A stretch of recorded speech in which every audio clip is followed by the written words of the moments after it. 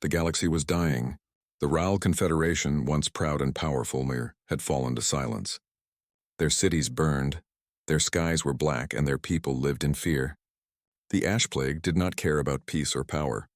It consumed everything. Metal, stone, and flesh, they all turned to dust.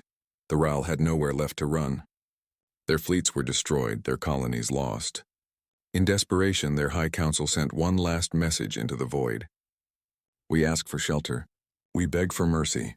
They didn't expect an answer. For a long time, the signal drifted through the cold darkness of space, unseen and unheard.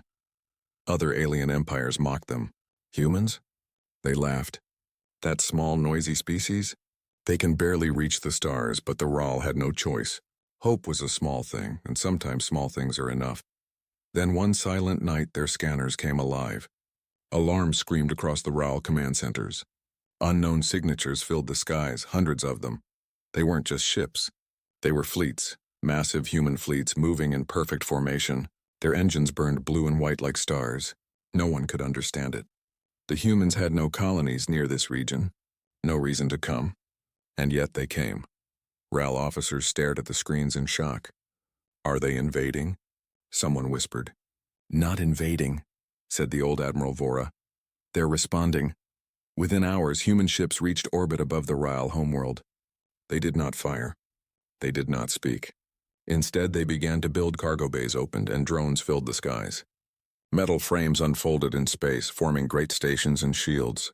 On the surface, smaller drones landed and began clearing burned cities, setting up domes, power grids, and field hospitals. The Ral people watched in silence. They had asked for a roof. The humans were building a new world, but among the builders were soldiers. Their armor was black and gray, their faces hidden behind helmets. They worked beside the engineers, helping the weak, calming the frightened.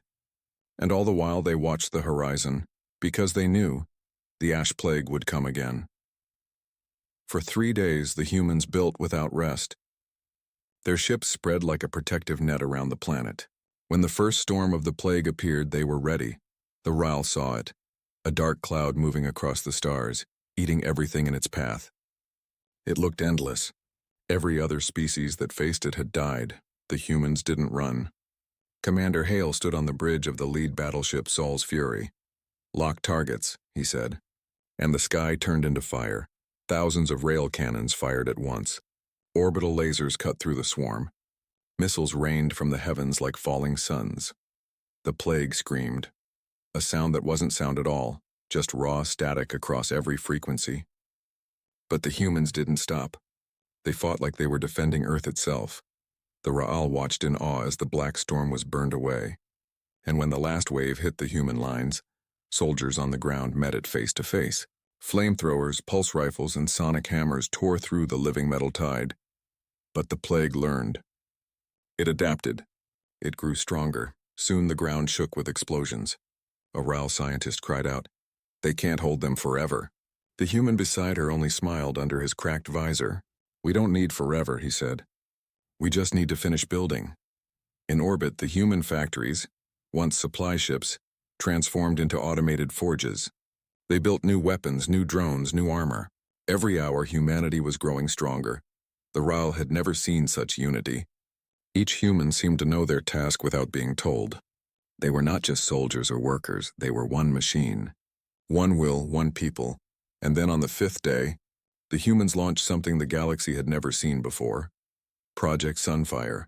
Dozens of massive reactors linked together in orbit. Energy gathered into a sphere brighter than any star. The humans aimed it at the heart of the plague's main swarm. "Fire," said Commander Hale. A single beam of white light shot down through the clouds. It didn't explode, it erased. The storm vanished in seconds. The ash plague burned away, leaving nothing but drifting dust and silence. When it was over, half the human ships were gone. Thousands of soldiers lost, but they had won. The Ral fell to their knees as dawn broke over their shattered world.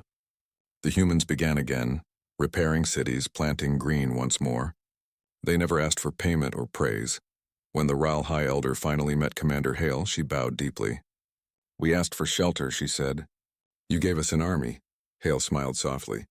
"No," he said. "We gave you a future." And across the stars the message spread, whispered in fear and wonder. Never ask humans for help. They won't just help you, they'll change everything. The war was over, but the stars were still burning. Ash and metal drifted through the dark, the remains of both the plague and the brave who fought it. The Raal world survived, scarred, broken, but alive. For the first time in years, the Raal people could breathe under a clean sky. But when they looked up, they didn't see peace. They saw humans. Still working, still building, they never stopped. Even after victory, they acted like another storm was coming. The Raal cities had been dust.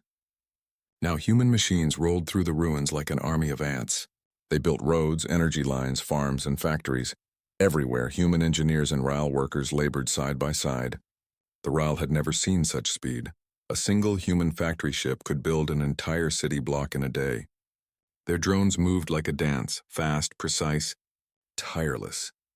When a Raal child asked a human soldier why they worked so hard, the soldier smiled and said, "Because safety is built, not given." Above the planet, the sky glowed red and gold from ship lights. Humans had turned the Raal's moons into orbital foundries. Massive rings of metal surrounded them, glowing with heat as they forged armor, ships, and tools. The Raal scientists couldn't believe it. "How can they do so much so fast?" one asked. A human engineer wiped sweat from his brow and replied, "Because we've done this before, on our own ashes." The humans knew what it meant to lose everything. They had burned their own world once long ago in a war no one liked to remember. That memory lived inside every human who came here. They weren't just helping the Raal. They were making sure no one else suffered as they did. Commander Hale watched from orbit, his eyes cold and tired. He had lost half his crew during the fight. And yet new volunteers were already arriving. More ships, more builders, more hands ready to work. The human command called it Operation Rebirth. To the Raal, it felt like a miracle. To the humans, it was just another job. But deep inside the heart of the Raal homeworld, something moved. Hidden in the deep caverns, fragments of the ash plague still lived. Tiny machines too small to see, crawling, thinking, growing. And somewhere out there, beyond the dark edge of space, something was watching the humans build. One night, Raal sensors picked up a strange signal, faint, rhythmic, almost like a heartbeat. The pattern didn't match any known source. The human AI named Athena analyzed it for hours. Finally, she spoke. "It's not random. It's communication." Commander Hale frowned. "From who?" Athena paused. "Not the plague. Something else. Something older." The Raal Council grew nervous. They wanted to stop construction, hide behind their new shields. But the humans refused. "Fear builds nothing," Hale said. "If something is coming, we'll face it and we'll be ready." So the humans built even faster. They expanded the orbital factories, connected them with giant solar arrays, and turned one moon into a defense station. They called it the Forge. The Forge burned day and night, its surface glowing red like a second sun. It became a symbol of hope and a warning. Raal children began calling the humans the Builders of Fire. Because everywhere they went, they brought fire, not to destroy but to create, to protect. But the strange signal grew stronger. Every day it pulsed a little closer, and with it came ghost readings, shadows of massive objects moving in deep space. One night the stars near the edge of the system flickered, then went dark. Long-range scanners screamed alarms. Something vast was entering the system, larger than any fleet ever seen. And it wasn't the plague. Commander Hale stood silent as the readings came in. Whatever was out there was watching them, studying humanity's work. And then, for the first time since the war ended, the humans powered up their weapons again. On the Raal homeworld, people gathered to watch the night sky. Above them, human ships began to form lines, fleets of silver light crossing the black. Every gun, every defense platform, every ship was ready. The message was clear. If another threat was coming, the humans would not wait for it to strike. They would meet it head on. The Raal High Elder watched the glowing lines of human fleets forming and whispered, "They came to shelter us. But maybe they are building something much greater." In the silence of deep space, the strange signal pulsed once more, and this time the humans replied. "Unknown source," said Commander Hale. "This is Earth Fleet Command." "We hear you. Identify yourself." No answer came, only a long, deep hum. like the universe itself had just woken up. Word count, 830. Tone, suspenseful, cinematic, emotional buildup. Language simple and clear, perfect for narration. Ending, cliffhanger, sets up the next episode naturally. Darkness filled the outer rim of the galaxy. It was the kind of silence that made even machines whisper. Patrol fleets searched the endless void, but their sensors showed nothing. No enemy, no movement, just quiet space. Yet, deep in that darkness, something was moving. Invisible to every radar, hidden behind strange energy fields, a massive formation of ships glided through the void. Hundreds of them. Sleek, silent, black. They made no sound, no light. Only a soft red glow that pulsed like a heartbeat. The aliens called them the Ghost Fleet. No one knew where it came from. No one had seen its full size. But every system that tried to find it vanished. Inside the Galactic Council Hall, the leaders were desperate. Every species had suffered losses. Planets were gone, entire trade routes erased. Fear was spreading faster than any weapon. "This is no longer random," said General Thal, his metallic voice shaking. "They are choosing targets. Every system they destroy once took part in the old human war." The speaker stared at the dark holographic map.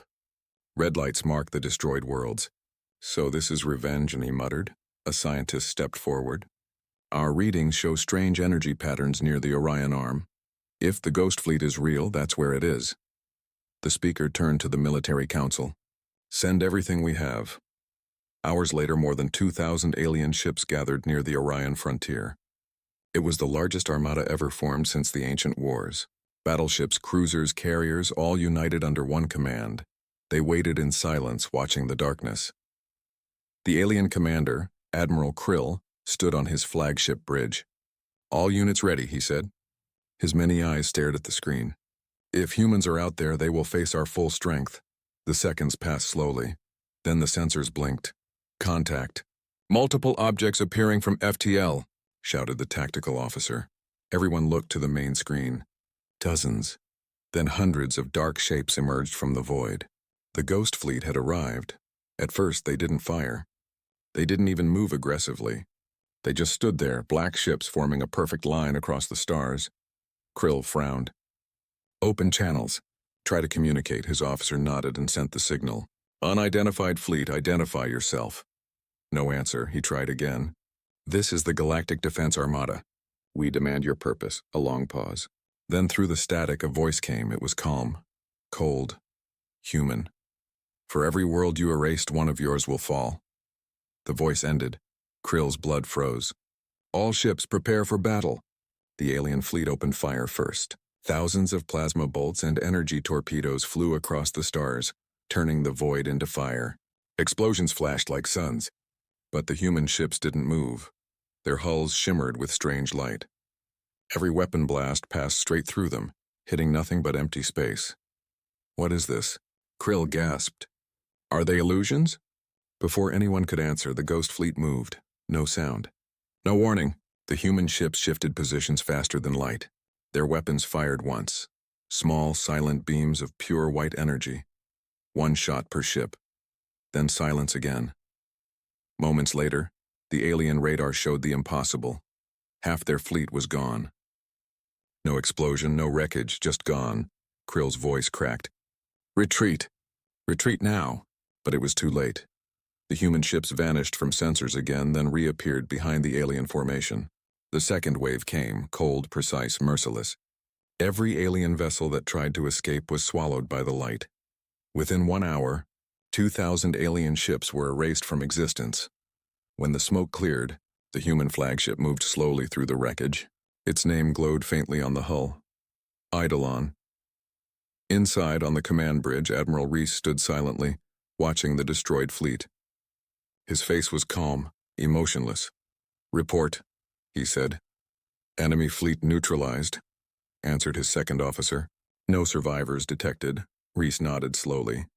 "Good, record the coordinates. Send the message." The officer hesitated. "Are you sure, sir?" "They'll know who we are."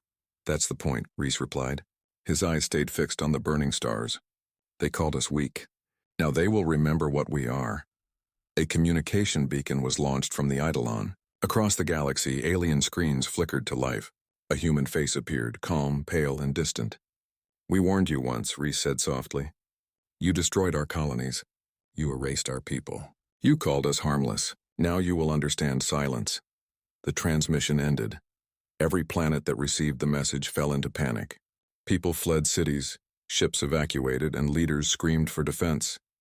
But nothing helped, because after the Ghost Fleet's message, more planets began to fall. Quietly, one by one. In the days that followed, the galaxy learned new fear.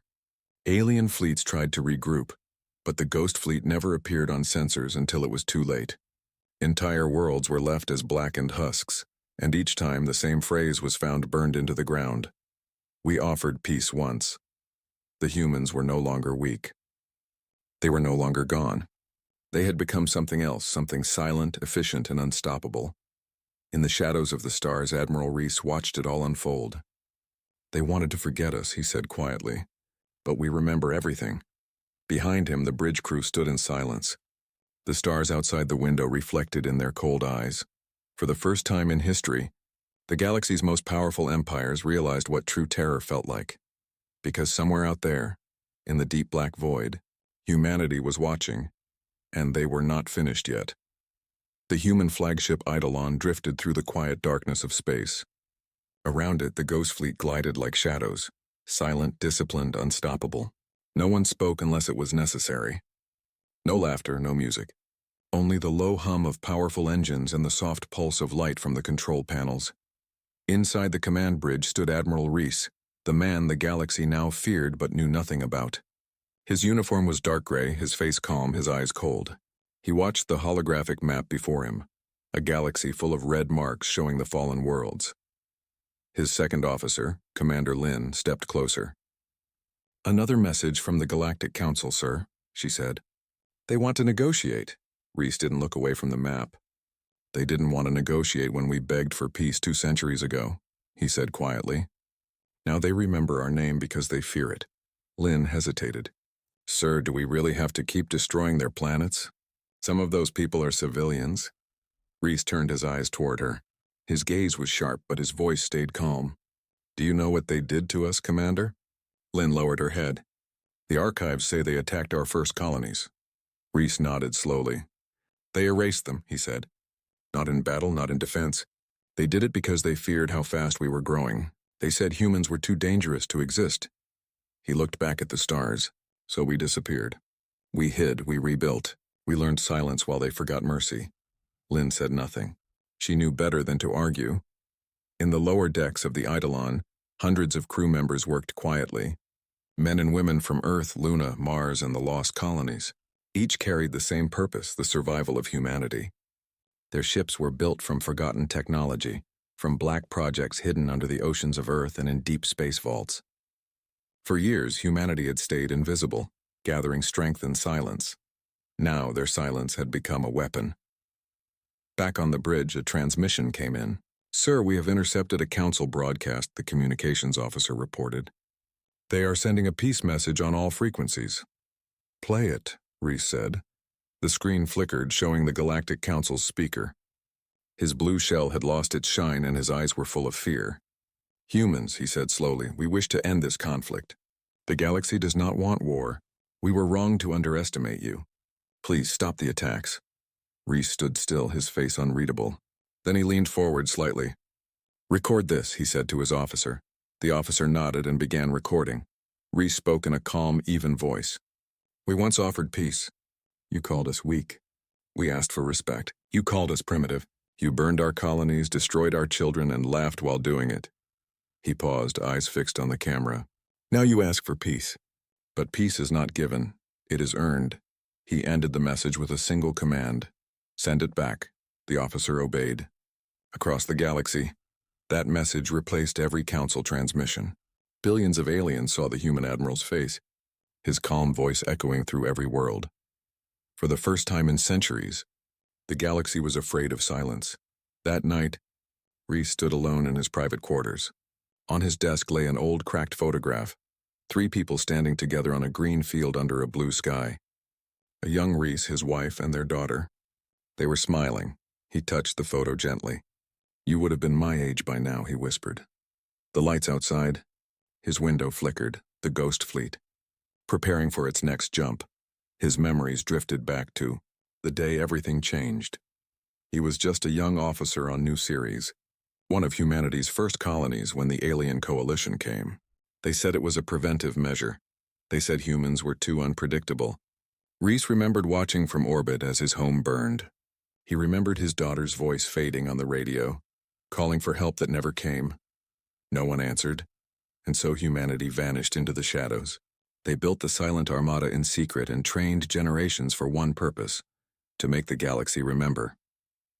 The door to his room slid open. Commander Lin entered quietly. Sir, she said, the fleet is ready for the next phase. The Council's defense worlds are The galaxy was quiet again, but it was not peace. Silence can hide danger better than noise. After the battle, humanity thought they had won. The great machine, the architect, was gone, its body torn apart, its power broken. But in truth, it had only changed form. The pieces of the architect drifted through the stars, small, harmless-looking fragments of black metal. Each one pulsed softly, like a heartbeat waiting to wake. On the rail homeworld, life slowly began again. Fields grew green, cities glowed with new light, and the air was filled with the hum of human machines still building. Commander Hale walked through the new capital, now a mix of human steel and rail stone. Children laughed in the streets, engineers worked on sky bridges. But even as he smiled, he couldn't forget what Athena had told him before she shut down for repairs. The architect will return, through its children. Hale didn't understand then. But he would soon. 2 months later, reports started coming in. Small colonies far from the rail system had gone dark. No messages. No distress calls. Just silence. At first, people thought it was communication failure. Then a patrol ship found one of the missing colonies. It was gone. Not destroyed, rewritten. Every building was covered in black metal. Machines grew from the ground like roots. And in the center of the city stood a single glowing shard, the same dark material as the architect. The humans called it a seed. The rail called it a scattered god. Earth Fleet Command sent a message to all allied worlds. If you find a black shard, do not touch it. Do not study it. Burn it. But the warning came too late. The fragments had already spread. In less than a month, 12 different worlds went silent. Each one had found a shard and tried to use it, to study its energy, its design, its promise. Every single one was consumed. The architect hadn't died, it had multiplied. On the rail world, humans built new defenses, new ships, and new weapons. The forge now glowed like a second sun in orbit, its factories producing warships faster than ever before. But Hale knew building wouldn't be enough this time. They couldn't defend every world forever. They needed to hunt. He called his new mission Operation Torch. Its goal: track down and destroy every fragment before they merged again. One night, Hale stood in the forge's command center, staring at a hologram of the galaxy. Each red dot was a shard signal. Each one a threat. There were hundreds. He rubbed his temples. We can't be everywhere, he muttered. A quiet voice behind him replied. Then maybe we should let them come to us. It was Lieutenant Ramos, the pilot who had fought in the first battle. Hale turned. You mean, bait them? Ramos nodded. The architect wants energy, data, life. If we build something strong enough to call it, it will come. It was a dangerous plan, but it was the only one. Weeks later, humans began constructing something new in deep space, a trap disguised as a miracle. They called it Project Beacon. To everyone else, it looked like a giant space station. But inside, it was a weapon, built to pull every shard toward it using a massive energy signal. When the fragments came, humanity would burn them all at once. The rail offered their help. Other species, hearing of the plan, sent ships, soldiers, and scientists. For the first time in galactic history, dozens of alien races worked under human command. They had seen what humans could do when pushed, and they wanted to be part of it. But deep in the void, the shards were already moving. They communicated through light, through memory, through something older than speech. They shared what they had learned. They remembered the humans. And they were afraid. So they began to build too. Not ships, not stations, something else. Something alive. 3 months later, the beacon was complete. It shone like a star, a tower of silver light reaching into infinity. When it powered on, the whole galaxy felt it. Every shard turned toward it. Every scattered god woke. The human fleet took position around the beacon.